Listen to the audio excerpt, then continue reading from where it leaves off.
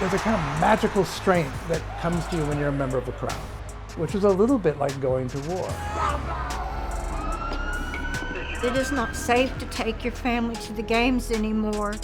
This is the video you shot that night. Yeah, it's right there immediately when I start. I wanted to explore whether or not these sporting events are any less or more dangerous. Like, what's going on? Typically on game days, this area would be teeming with people. I mean, it doesn't feel like a playoff tailgate to me out here right now. No. What happened? Shooting. I've never seen people getting kicked in the head close up. It's not getting kicked in the head like you see in a movie. To understand how moments like that erupt, you have to walk in these crowds. You have to get up close to the front lines as you possibly can. We're able to monitor crime in real time. Is controlling those passions a little bit concerning at times? It is. My brother was an innocent victim, viciously murdered. It's a horrible, senseless shame. And I lay there thinking, what have I done to deserve this? You spent 9 months in a coma? My parents didn't know if I would make it alive. It's becoming an intense atmosphere. What you're seeing is kind of a contagion of violence. There's a kind of restless energy and an undefined power. Something's happened.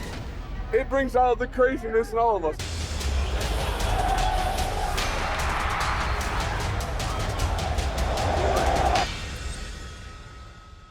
You come to a sporting event and you witness someone lose their life. Yeah, it's not what you plan on.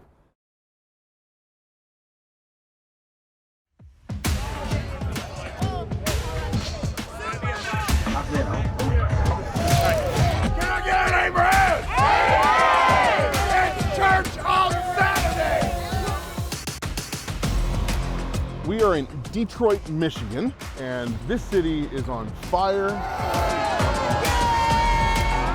We're in the midst of the NFL playoff season, just a few hours away from the kickoff between the Detroit Lions and the Washington Commanders. Huge game. It's so much better when we hit this loud. One of the things that I wanted to explore with this, I grew up a huge sports fan as a kid. I love the Dallas Cowboys. Over the years, as I've gotten older, something's happened. These sporting events didn't feel the same to me. There's just something that was off. And then started kind of noticing what seemed to me to be like an uptick in the amount of fights.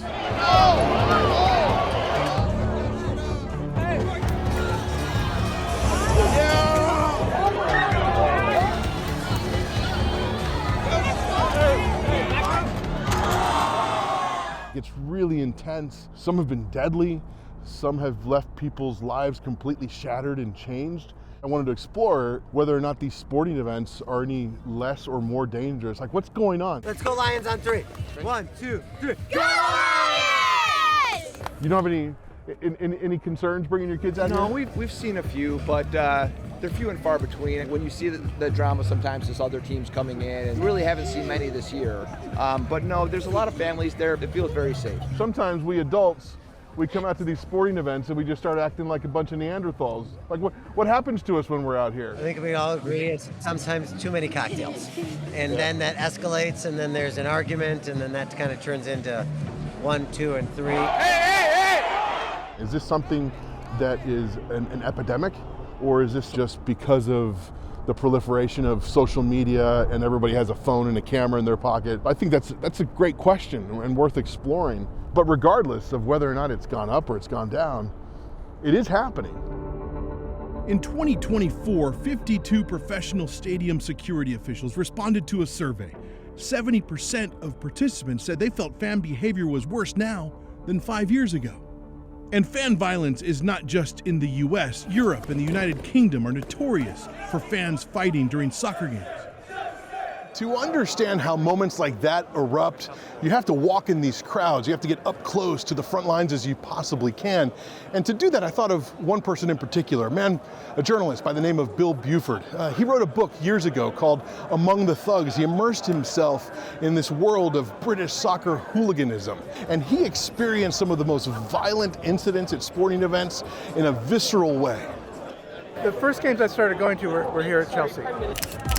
it was the shed, and there were no seats, and it was remarkably filthy, and you got compressed with every male, bloated human body, so intimate and so powerfully smelly. There's a kind of magical strength that comes to you when you're a member of a crowd, which is a little bit like going to war. I think you've seen it in American sports. There's a kind of restless energy and an undefined power.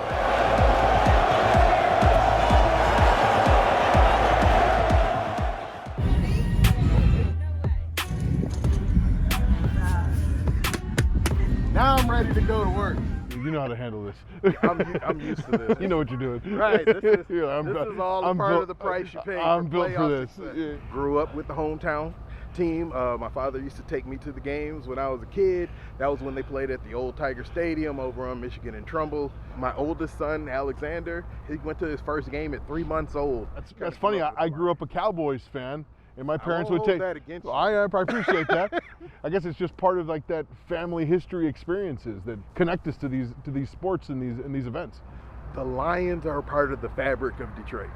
If you're a natural native Detroiter, you grew up cheering for the Lions through good, bad, you know. And a lot of bad. And a lot of bad. If this city were to win a Super Bowl, I mean, that would be like world peace in Detroit. Yeah. This is Eastern Market. This has always been a very big central area for tailgaters. Typically on game days, this area would be teeming with people. I mean, it doesn't feel like a playoff tailgate to me out here right now. No, I have video footage when I walked through the market last year during the playoffs. It was a party. Packed. What happened? Shooting. A man shot into popular tailgating area in Eastern Market, police say, after a confrontation, killing 2 people. So it was going all well, good vibes. Everybody was having fun, drinking, enjoying themselves, and then everything just went left. As I was going up Wilkins here and got to Orleans, I saw ambulance and police car come. And that's what happened. One shooting undid all of that. It's got to make you a little sad to see it like this. It is, because coming to the tailgate, for a lot of us, particularly when the team wasn't doing well, that was the best part of the game. I found Lions fan Fahad Yusuf tailgating on the other side of Eastern Market. Eastern Market, Shed 2, best Lions tailgate in the city. Heck yeah. So you're out here all the time, every game? Yeah, as of late, this is the spot. This season's been a little bit rough for you though, right? It's been challenging. Yeah. What's happened? I had an incident, got my season tickets revoked. Oh, you got your season tickets revoked? Yeah, I was a season ticket holder, got my tickets taken away because of a small incident on the field. That incident went viral. Who are you talking to like that? It's a fan. Yusuf was on the field as a perk of his ticket package, which allowed him to choose one add-on bonus for the 2024 season. I was on the field for the Packers game at home, and I was just walking past the Packers sideline, talking a little crap, telling them they're going down. We're sweeping them. The Green Bay Packers head coach saw Yusuf taunting his players with a throat-slashing motion. And Matt LaFleur did not like that.